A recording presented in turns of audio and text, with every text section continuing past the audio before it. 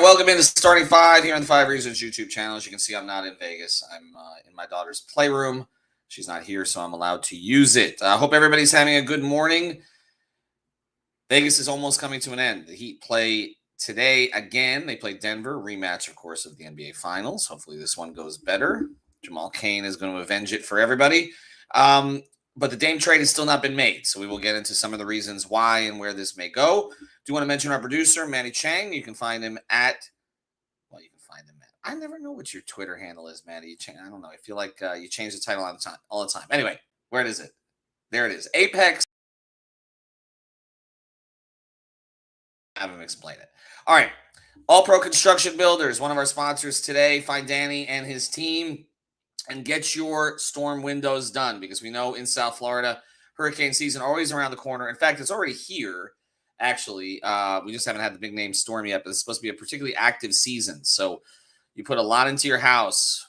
You don't be scrambling for shutters like 24 hours before the storm comes. Get your storm windows, get your storm doors. Mention 5 Reasons. You'll get a discount. These are American-made, locally made products based in Dade County, but they service Monroe and Broward as well. 305-484-4429. They can also do the renovations for you. Again, the impact windows and doors, they are necessary if you want to protect your property down here in South Florida, particularly if you live close to my area, somewhere out east. 305-484-4429. Reach out to Danny and his family, which is his team. Also, I want to mention You Break Wheel Fix. That's Mark Dela Cruz and his team, 305-748-0112. Streets of South Florida can be unforgiving. We know what happens to wheels in them.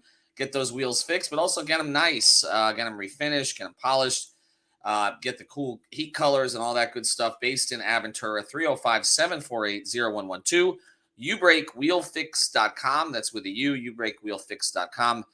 And reach out to Mark directly, 305-748-0112, and get a 5 Reasons discount. All right, the Miami Heat, again, as I mentioned, good morning, Ryan. The Miami Heat are playing again today against Denver. We will see if Jovic and Jaquez play. Neither of them played in the last one. We got a new episode with Sean Rochester. He was actually at the game yesterday. He's going to be at the one today. And so he and I will speak again. We spoke last night. We may do another podcast after today's game, but that podcast is going to be up here on the YouTube channel. But we know as much as everybody's interested in what some of these guys are doing, what Kane has done, what Orlando Robinson has done, these look like the 2 new sort of breakout guys for the Heat. Also, a couple of the undrafteds that have kind of popped. Everybody is still waiting, of course, on Dame. And it's not Dame so much. It's Joe Cronin, and it's Joe Cronin basically giving up the ghost. And look, I thought that they would get a deal done in Vegas. It does not appear that that's going to happen.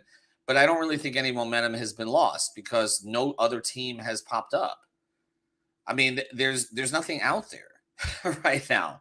And as much as, you can have the Bill Simmonses of the world and then there was, I know, the report, I think in The Athletic about how maybe Toronto might pop in, like wishing it and hoping it, which is what the national media seems to be doing, is not going to make it happen. And I do think that there is a certain level at this point of resignation among the national media that this is going to happen, which is now why you have like the Paul Pierces of the world saying, well, the Heat won't be that good with Dame anyway. I told you that would be like the 10th stage, right?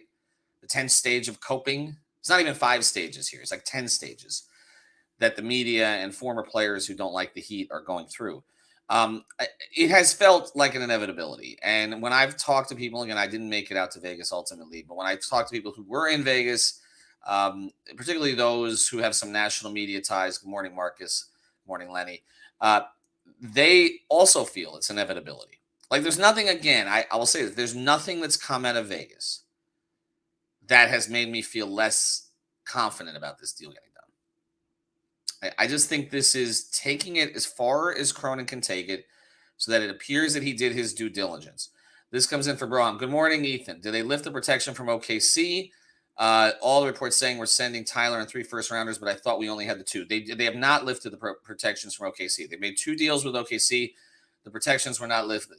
But there are other ways to get the draft picks, to unlock the picks. For those who don't understand this, this is the Stepien rule. He was a former owner of the Cleveland Cavaliers, and he just kept trading all his draft picks. So they put in this rule that you have to have picks every other year. You can ultimately trade them on draft day, but you have to at least have picks in your cupboard that are every other year. And so the Heat had this issue where because of the OKC pick, that if they don't essentially get a first rounder back from OKC, they couldn't unlock the other picks. But again, there are other ways to do it. And one way, I'll get to that in a second, Sandwich. One way to do it is to deal with Brooklyn. And, and Brooklyn, and I'll a couple things on Brooklyn. And I mentioned this on Off the Floor. First thing, Brooklyn has legitimate interest in Tyler Hero. Like, that's not just us throwing it out or the Heat leaking that. The Nets see Tyler Hero as a potential piece for them.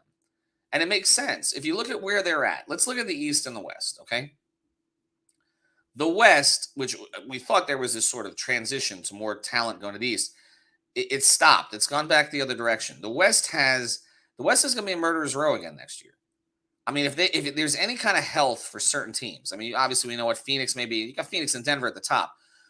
I mean, the Lakers just got to the conference finals, even in a down year, right?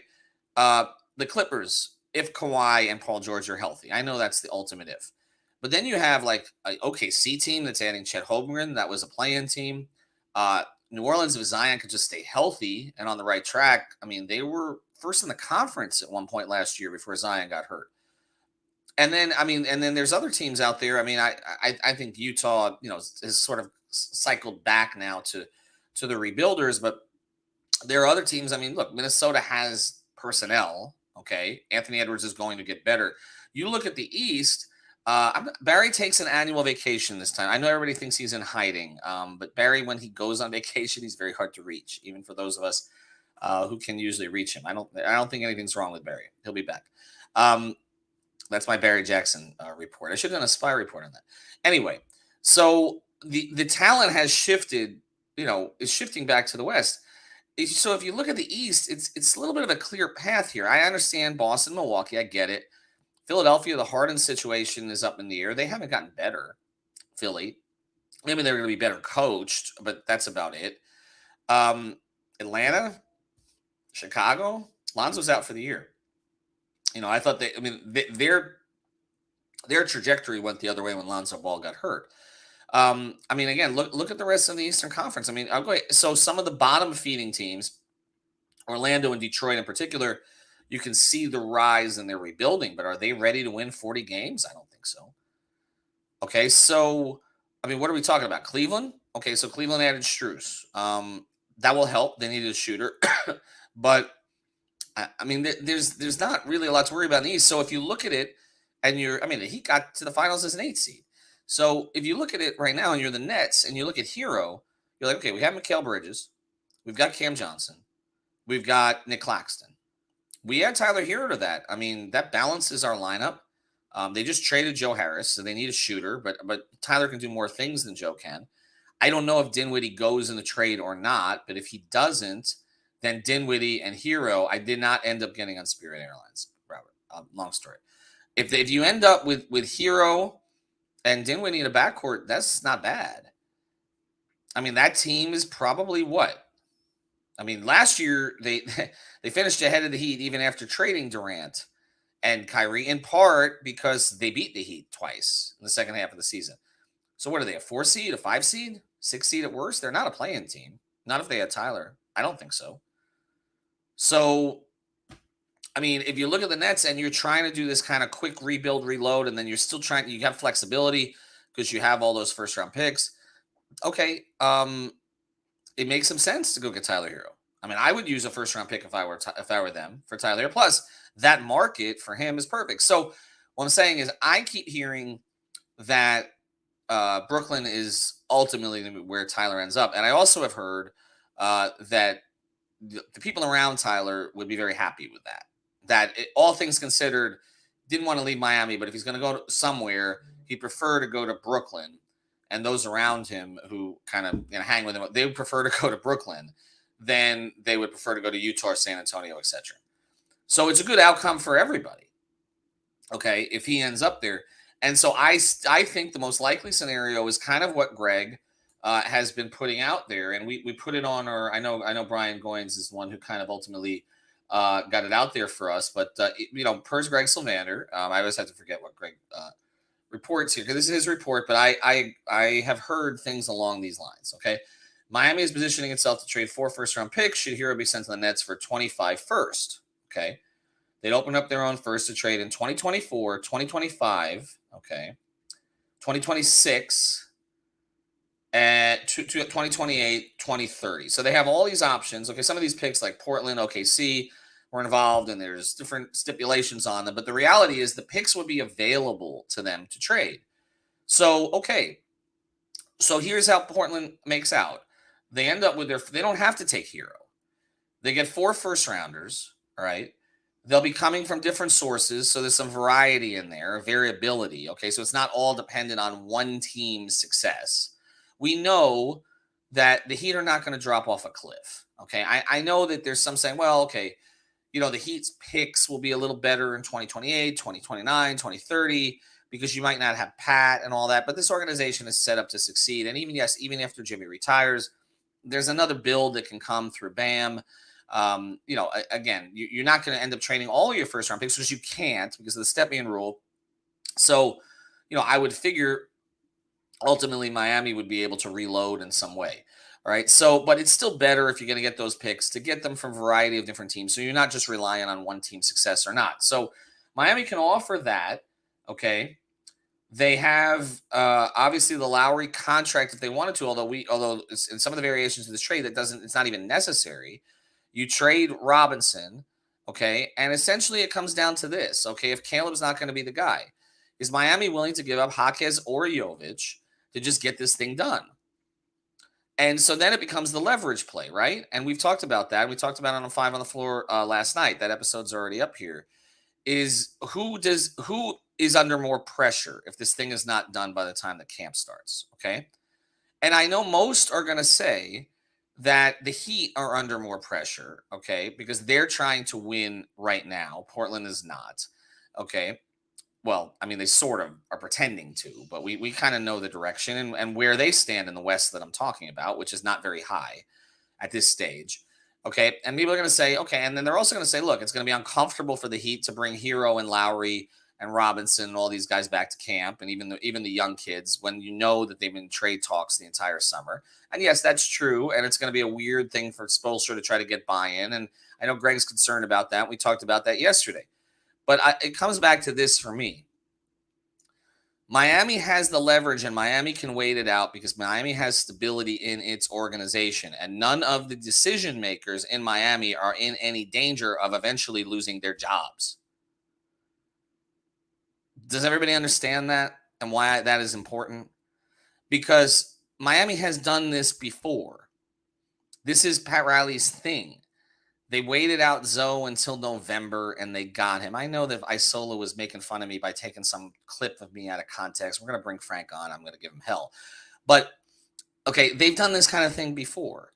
They waited out Dragic for a couple of weeks until right before the deadline. They make these moves at the very last minute all the time. Even the Lowry Oladipo thing, which we didn't even mention on the podcast the other day. They waited out Masai until the very, very, very, very last minute. And then when he was screwing around right before, okay, then okay, fine, we'll go get Depot. And they did like 3 minutes before the deadline. The Jimmy Butler trade, they were waiting out Tibbs, but Tibbs asked for Bam, okay? And then Pat hung up the phone, and that was it. And not only did they wait it out, they literally waited out until Jimmy got to Philadelphia, right? And then ended up getting Jimmy for less from Philadelphia than they would have had to give to Minnesota. They were able to dump Whiteside in the deal. They were still able to do it even after that miscommunication, right? Where Mark Cuban thought he heard Dragic when he meant Olynyk or whatever, okay? And so that blew up that deal, and Andy still reconfigured the thing. Trust me, I was told, okay, I mean, I could get up the ghost now. I was told by Jimmy Butler's agent, Bernie Lee, it was the greatest sleight of hand he'd ever seen, okay, what Andy Ellisberg pulled off to save the Jimmy Butler deal, okay? Basically threw another first-round pick to the Clippers, Harkless, all that. And ended up not only getting Jimmy, basically Josh Richardson, okay, but also was able to dump Whiteside. It just cost him a first-round pick. And they brought Myers Leonard back, who was functional for, until things went wrong. So they do this kind of thing all the time. They wait they wait these guys out, and then there's some who are like these, recency bias. Okay, well, they didn't get Durant. They waited out, they didn't get Mitchell. They were never getting Donovan Mitchell. Stop it, okay? I understand that there's like a network that likes to push this narrative that they were not getting Donovan Mitchell because they were not trading Bam. Simple. Danny Ainge was not going to do that with Pat. And the Durant thing, Durant wasn't even traded that time. And yes, you do put everything aside for Kevin Durant, especially, okay, if there wasn't much in the free agent market. So what I'm trying to get at here is the Heat are used to playing this game of poker. It's what Pat does. They will take this thing up into the end. And the reason that it has a better chance to work for them, provided that Dame stays strong, which is the single most important thing here, and he's getting stronger as we go. He's not getting less resolute. He's not getting less pissed. He's not getting less stubborn. He wants Miami, Miami only. I've been told again yesterday, Aaron Goodwin will not speak to other teams. They are staying on the course. As long as that happens, the Heat can take this up as long as they want. And I think, okay, when you get to training camp, the national media is not going to come to Miami, even though they'd prefer it, okay? They're not going to come to Miami. They're not going to pay any attention to Miami. They're going to go to, if Dame doesn't report to Portland, or Dame does report to Portland for training camp, they're going to go to Portland. Do you think they want that circus? I mean, do you think they want that circus? The story is Dame. The story is not the Heat. That's where the media is going to go. They don't want to deal with that. And Joe Cronin, like I said, he doesn't have any job security. Like, I mean, no matter what happens in this deal, Andy Ellisberg's going nowhere, right? So he can hang on the line here and say, okay, Joe, do what you got to do. Try to find some other suitor. Nobody else out there. And ultimately, we're going to make our deal. Bro, Max is going to recruit Spider for us once this build ends 3 years from now. They'll get somebody. Not concerned about that. Max will be back too. Maybe at a lower figure, but we'll see. So anyway, the overall point here today, we thank our sponsors, All Pro Construction Builders and You Break Wheel Fix, is this, okay? It's likely not going to get done in Vegas now. But I'm no less confident that it's going to get done. I don't see anything else out there. And there's no mystery team emerging. Toronto, yes, they have some pieces and all that. Yes, Kawhi relented and went there and won a championship. Dame does not want to go to Toronto, okay? He wants to go to Miami. I think as a franchise, you are crazy to trade for a guy in this day and age that does not necessarily want to be there. This comes in from Aiden. Is this a chance this gets done before camp? Yes, absolutely. Absolutely. We're entering into a slow period, right? Free agency is basically done. We're a couple weeks away from NFL training camp. All right. There's dead space.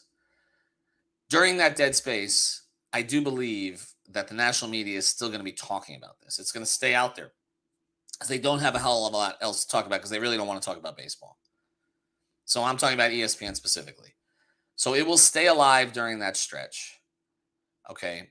And I think even though the Heat are being patient here and they're willing to wait, I think the pressure is going to mount on Cronin to get something done. Did I see the report from the Portland paper yesterday? There were a couple of reports, so I'm not sure which one you're referencing. But I'll look it up. When is training camp? Training camp typically is last week of September. I do not believe the Heat are going to the Bahamas this year because it's typically every other year that they travel outside of Miami. That's a league rule. They've been trying to get changed. But it's typically late September. Media day is around like September 29th, 30th, something along those lines. This one comes in from Aaron Andrews. What happens sooner, Dame trade or Dolphins signing Dalvin Cook? I'll say this. Is this crazy? I'll end here. I think the Dame trade is more likely than the Dolphins signing Dalvin Cook. Even though the Dalvin Cook thing is easier to execute. I'm kind of with the Dolphins about holding the line financially with Dalvin Cook because I'm not quite sure if he is cooked, but we know Dame isn't. Anyway, we ventured off a little bit, but that's a good place for me to mention. 3 yards per carry episodes will be coming back up here on YouTube and also playback. Check us out. We will be on there again today. We had a big crowd yesterday. Okay, wait a second. Robert, I'm going to get rid of you now. Odds are Sasha's a big event and you have to be at when this deal is done. We're not talking anymore. We're no longer friends. All Pro Construction Builders, you break, we'll fix. That might be the thing that happens first, Griffin. Marlins getting Ohtani. By the way, if you go to Publix today, you might run into Messi. So I don't know if everybody saw that. We'll have a lot of coverage of the Messi introduction as well on Messi and Company, our new podcast. Of course, Messi's being introduced over the weekend. All right. I hope that I made you feel a little better about this. We don't know when it's going to happen, but I believe it's going to happen, and I believe it's going to happen ultimately on the Heat's terms. Because you never throw everything out at the very beginning of a negotiation, and the Heat certainly never do. But you always know how far you will go. And I don't believe that the Heat are going to be pushed to go further than they were willing to go, even if they didn't offer it all at the beginning. They won't be pushed to go further than they were willing to go all along. That's how I view it. And no, if they get Dame Lillard, they're not going to be eliminated in the first round. Finals is where they'll end up. All right, have a good one, everybody.